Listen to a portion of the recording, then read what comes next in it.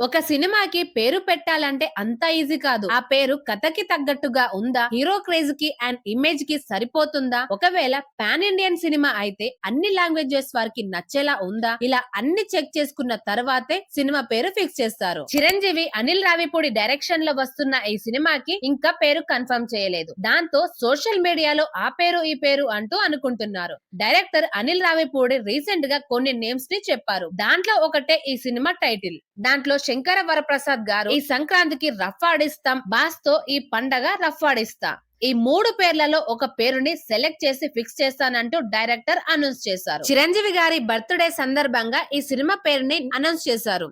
అదే మన శంకర వరప్రసాద్ గారు.